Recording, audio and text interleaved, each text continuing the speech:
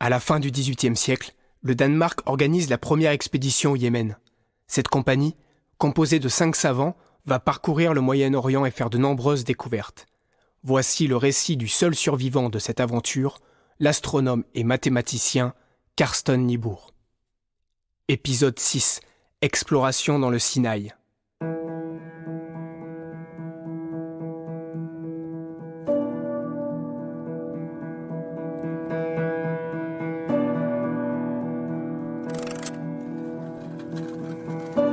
Le courrier danois de Copenhague, 12 janvier 1761.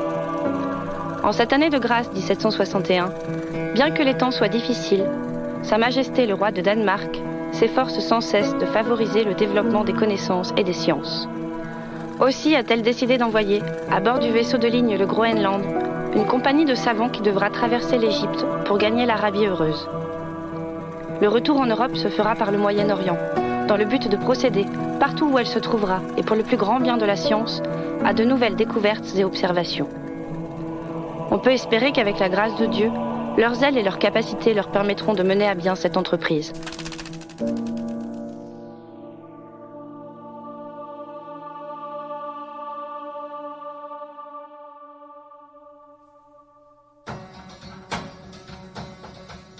Au mois d'août 1762, nous partons du Caire pour Suez. Nous abandonnons les derniers vestiges de la civilisation européenne et notre véritable périple à travers le désert commence maintenant. En vue de notre traversée, nous avons engagé, en plus de notre domestique Berggren, un cuisinier de l'archipel grec et un jeune juif de Sanaa, la capitale de l'Arabie heureuse. Le 27 août 1762, le fort de la ville tire un coup de canon, signe du départ imminent de la grande caravane de la Mecque en direction de Suez. Arrimée sur ces vaisseaux du désert, la longue caravane de chameaux est réunie sur une plaine désertique hors de la ville. Tous s'organisent dans un gigantesque tumulte et la caravane se met en route le 28 août pour Suez. Nous nous hâtons de suivre le mouvement en nous plaçant au milieu de la caravane, là où les chances de survie sont les plus grandes en cas d'attaque. Tous mes compagnons de voyage sont à cheval, sauf moi, qui par curiosité monte l'un de leurs dromadaires. Je disposais mon matelas sur la selle, si bien que je pouvais tourner d'un côté ou de l'autre, ce qui me permettait de me présenter dos au soleil, très pénible en cette saison. Au contraire, les autres à cheval devaient être constamment dans le même sens. Ils furent vite exténués, tandis que je n'étais guère fatigué le soir. À partir de ce jour, j'essayais coûte que coûte de calquer mon mode de vie sur celui des Arabes pour pouvoir supporter les difficultés de leur pays. Le 29 août, la caravane nous mène à un défilé étroit, l'endroit qui convient le mieux à une attaque éventuelle. C'est là où les Sawala ont pillé les caravanes précédentes. Pour mettre de notre côté toutes les chances de passer les montagnes sains et saufs, nous profitons de l'obscurité et levons le camp dans la nuit. À peine avons-nous chevauché quelques heures que des coups de feu éclatent. Les parois rocheuses répercutent leur écho dans la nuit. Avec Forge-Call, nous saisissons nos armes, prêts à faire feu. Mais des Arabes viennent vite nous prévenir. Ce ne sont pas des voleurs. C'est la grande caravane de la Mecque qui a aussi voulu exploiter l'obscurité pour franchir ce passage dangereux. Après 5 heures de marche, le soleil se lève et la caravane sort des montagnes. Plus tard, nous apercevons la pointe nord de la mer Rouge et le 30 août au matin, nous entrons à Suez après une 30aine d'heures à dos de chameau.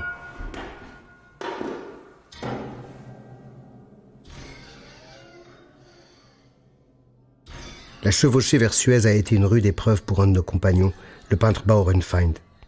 En cours de route, une crise de fièvre l'a assailli. Quand nous arrivons dans notre auberge à Suez, il a presque perdu connaissance et doit s'aliter quelques jours pour s'en remettre. Mais un autre problème de taille se pose à un autre de nos compagnons, le Danois von Haven. Dans 3 semaines, les navires quitteront Suez pour l'Arabie heureuse. Il n'a plus de temps à perdre et surtout plus d'excuses. Il lui faut partir au plus vite dans la presqu'île du Sinaï afin d'y découvrir le Djebel Mokateb et les inscriptions réputées de la main de Moïse. Bien que la saison soit la plus mauvaise pour voyager dans le désert et malgré le risque des redoutables Sawala. Il avait d'abord été décidé que Baurenfeind l'accompagne pour copier les inscriptions, pendant que, à Suez, nous devions étudier la question des marais de la mer Rouge. Le piteux état de Baurenfeind renverse tous nos plans. Von Haven est à cet instant dans une situation pénible. Soit il choisit d'entreprendre seul ce voyage, ou bien il s'humilie en demandant de l'aide à ceux qui nourrissent des sentiments hostiles à son égard. La peur sera malgré tout plus puissante que la vanité.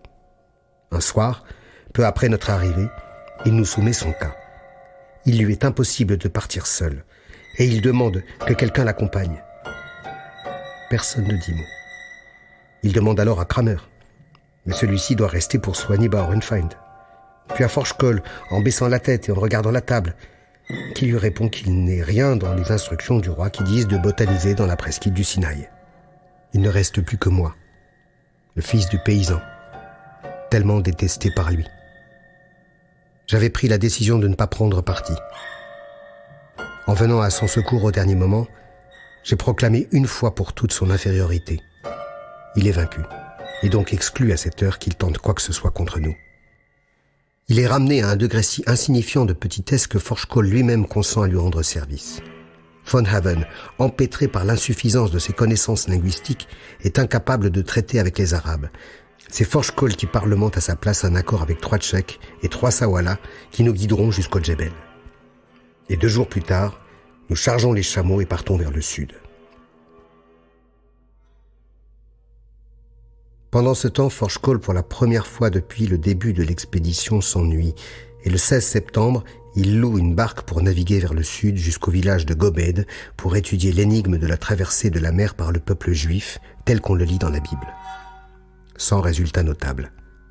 En admettant, comme on le prétend, qu'il y ait eu une double marée basse à ce moment-là, le niveau n'aurait pas baissé suffisamment pour mettre le golfe à sec du côté de Suez, et encore moins à Gobed. Cela constitue donc une impossibilité du point de vue des lois de la nature, et renoue, par conséquent, avec la thèse du véritable miracle. Les jours passent. Peut-être une semaine plus tard, Bauernfeind est complètement rétabli, mais l'expédition tarde à revenir et les navires vont bientôt partir vers la Mecque. Nous avons tous les deux rédigé un journal de bord de notre voyage sur les traces de Moïse. Penchons-nous sur celui de Von Haven, où nous voyons clairement comment il s'arrange pour ne pas s'acquitter de sa tâche et des instructions du roi. Journal de bord de Von Haven, 7 septembre 1762. Nous avons quitté la côte orientale de la plage de Suez dès le lever du jour. Après 3 heures de marche, nous sommes arrivés au puits Ayoun Moussa, la source de Moïse. Nous avons campé là à cause de la boisson. Dans une des sources coule une eau douce, d'après les Arabes, mais elle a mauvais goût. Nous avons pris de cette eau pour 2 jours. Nous avons mangé, et là une discussion s'est tout de suite élevée entre nous et les Arabes au sujet des provisions. D'après l'accord, nous ne devions nourrir que les 3 Tchèques.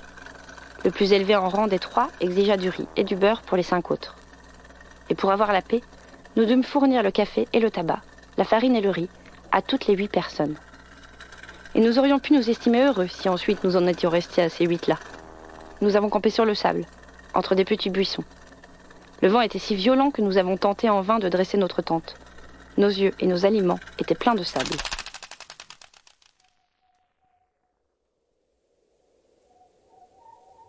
Sable dans la nourriture, eau potable mauvaise et Arabes arrogants qui ne nous laissent pas manger en paix. Voilà l'impression principale qui se dégage du premier jour du voyage de Von Haven sur les traces de Moïse et des Israélites. Tous ces problèmes n'étaient que bagatelles insignifiantes. Les 3 Tchèques n'étaient pas seuls à nous accompagner, mais aussi quelques-uns de leurs amis et domestiques qui voulaient rendre visite à leurs parents du désert et qui, en cours de route, vécurent en partie à nos frais. Car lorsqu'un Arabe de haut rang se déplace, toute la compagnie mange de sa cuisine. Et puisque nous payions très cher pour voir quelques vieilles inscriptions, on nous prenait pour des hommes de fortune. Mais d'autres problèmes me préoccupent. Je dois commencer à établir la carte de cette région. Et comme à mon habitude maintenant, cela se résume en 2 tâches. Mesurer les distances et se procurer le nom exact des diverses localités que j'aperçois. La première tâche ne m'offre pas de grandes difficultés. Dans ces pays, les caravanes se déplacent toujours à la même vitesse. Je découvris ainsi que pour une demi-heure sur terrain plat, on parcourait 1600 doubles pas. Il ne me restait plus qu'à consulter ma montre au départ et à l'arrivée de chaque étape. C'est la seconde tâche qui va poser problème. Se procurer les noms exacts est un casse-tête plus difficile. Soupçonneux, les Arabes ne comprenaient pas pourquoi je m'intéressais aux noms des villages les plus misérables et insignifiants de la vallée. Mais je réussis à gagner la confiance de l'un d'eux, en partie avec des petits cadeaux. Je le questionnais sur les mêmes endroits, à l'aller et au retour, et j'obtins généralement les mêmes noms. Le 9 septembre, nous atteignons le lieu-dit, le bain du pharaon. Il s'agit d'une fontaine chaude qui se trouve dans une grotte de la montagne. Von Haven, selon ce qui lui était convenu, devait rechercher des inscriptions dans cette grotte étrange. Mais il n'en fera rien. Journal de bord de Von Haven, 9 septembre 1762. La descente dans le bain de Pharaon est si difficile qu'il faut s'encorder la taille et que des gens du dehors doivent vous tenir suspendu. Il faut en outre emporter de quoi éclairer, car il fait si noir à l'intérieur qu'on ne distingue pas l'eau de la lumière du jour. Dès l'entrée, quand on avance un peu la tête au-dessus du jour, on ressent une chaleur si grande et une odeur de soufre si forte qu'il faut aussitôt se retirer. Je retournai donc à la caravane pour découvrir que le plus haut placé des cheikhs avait ordonné de préparer le repas et que lui et les autres Arabes avaient tout mangé avant notre retour. Le soir, il y eut tant de gens à venir s'inviter chez nous que nous dûmes tuer une chèvre. Son journal ne traite que des questions de nourriture. Le 11 septembre, voici l'heure du grand événement. Laissons encore un peu la parole à Von Haven. Journal de bord de Von Haven, 11 septembre 1762. Enfin vint le grand jour qui devait nous apporter la lumière sur le Djebel Mokateb. À 7 heures, nous arrivâmes au pied de la montagne. Pendant 2 bonnes heures, nous avons escaladé la montagne fort raide, où il n'y avait ni chemin ni sentier. En arrivant au sommet, nous aperçûmes çà et là des pierres debout que nous supposâmes être des monuments funéraires. Nous découvrîmes une petite grotte qui, à ce qu'il nous parut, avait été taillée dans le roc. 2 piliers la soutenaient, dont chacun avait 2 zones de circonférence. Plus loin, nous parvînmes aux pierres funéraires dont nous avons parlé, et à un endroit, nous en vîmes plusieurs ensemble. Elles portaient des inscriptions, des hiéroglyphes, dont la plus grande partie était effacée ou rongée par le temps. Nous demandâmes aux Arabes où se trouvait le reste des inscriptions et regardâmes autour de nous pour apercevoir d'autres montagnes où se trouveraient les inscriptions grandes et longues que nous recherchions. Ils nous répondirent que c'était tout, nous demandant avec étonnement si nous ne trouvions pas déjà qu'elles étaient nombreuses.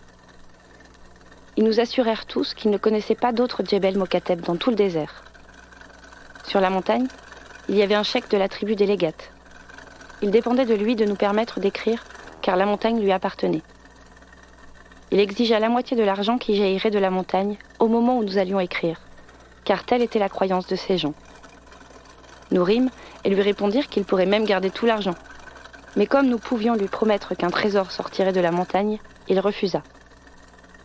1 heure plus tard, nous arrivions en bas à notre campement et nous reprîmes la route le lendemain. Je demeure dans le plus grand des doutes et ne sais si nous avons bien trouvé la montagne ou non. Et c'est ainsi que le professeur parvient à réduire à néant le plus grand problème de notre expédition. Nous pouvons résumer la situation en quelques faits négatifs. Il n'a pas trouvé d'inscription hébraïque, ni sûrement le véritable Djebel Mokateb.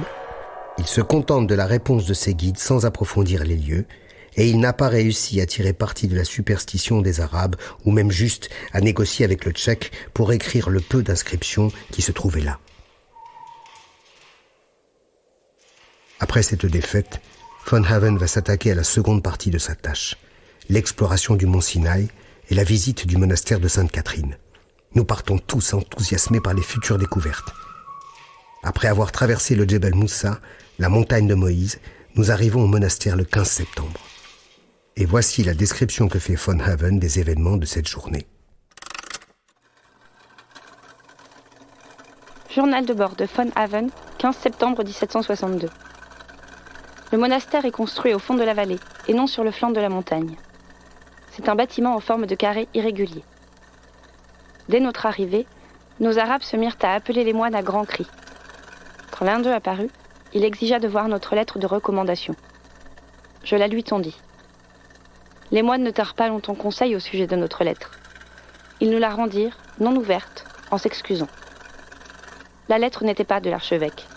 Ils ne pouvaient pas la recevoir. Ils avaient reçu l'ordre, ajouta-t-il, de n'accepter aucune correspondance, sinon celle de leur archevêque au Caire. Ils ne pouvaient donc pas nous recevoir à l'intérieur du monastère. Puis il cria aux Arabes. « Ces gens-là sont des Francs qui nous apportent des lettres de votre propre pays, de Stamboul. Nous ne pouvons pas les recevoir, ni eux, ni leurs lettres. Oker von Haven s'est pourtant rendu chez l'archevêque du Sinaï plusieurs fois. Mais il avait l'esprit si occupé par l'énumération qu'on lui faisait des dangers que comportait ce voyage qu'il avait tout à fait oublié de demander une lettre d'introduction pour le monastère, alors qu'elle était indispensable et qu'il eût été facile de l'obtenir. Pour nous représenter exactement la perte que subit l'expédition du fait de cette négligence, imaginons que, munis de la lettre, nous entrions à l'intérieur du monastère. C'est tout d'abord une collection inestimable d'objets précieux. Calices russes, candélabres grecs, l'ensemble des présents offerts tout au long du Moyen-Âge par les rois. Et c'est surtout une bibliothèque. Sa collection de manuscrits est considérée encore aujourd'hui comme la plus riche du monde, après celle du Vatican. 3500 manuscrits, dont le plus célèbre qui soit, le Codex Sinaiticus, datant du IVe siècle. Et quelle est la réaction de von Haven face à cet échec ? Après un voyage de plusieurs milliers de lieues, au moment où ces prodigieuses pièces rares lui filent entre les doigts, von Haven, tel un incapable, demande seulement un peu de nourriture pour le trajet de retour. Même s'il nous était impossible d'entrer dans le monastère, je ne voulais pas avoir voyagé si loin dans le désert sans avoir fait l'ascension du mont Sinaï. Ce que j'ai fait, seul, avec 2 Arabes, von Haven ayant soi-disant un accès de fièvre. Je complète ma carte en déterminant l'emplacement exact du mont et copie les inscriptions qui jalonnent le sentier jusqu'au sommet. Je rejoins von Haven l'après-midi au campement, en pleine forme et oublieux de sa fièvre. Le lendemain, sur le chemin du retour, je précède seul la caravane pour aller copier les inscriptions du Djebel Mokateb sans être dérangé par les Arabes. Je parviens à travailler toute la journée, à remplir 3 planches de mon carnet. Von Haven m'attend dans une oasis proche du village de Nadzab. L'après-midi du 25 septembre 1762, nous sommes de retour à Suez. Les jours suivants, von Haven met au propre son journal de voyage et l'expédie à Bernstorff. Tandis que je n'en vois rien, de peur, comme Forchkoll, que les Danois n'utilisent mon travail de manière déloyale. Ainsi, Bernstorff n'aura pas immédiatement connaissance de notre travail sur la presqu'île du Sinaï. Au contraire, il lit les notes insignifiantes de von Haven et sa déception se transforme au cours de la lecture en un véritable accès de rage. Le 21 juin 1763, il envoie une lettre à von Geller où il donne libre cours à sa colère. Il faut le comprendre. Forchkoll n'a envoyé qu'un seul journal depuis que nous sommes partis en 1761. Pour ma part, je n'ai encore rien envoyé. Aucun signe de Kramer, même pas une lettre, depuis bientôt 2 ans et demi.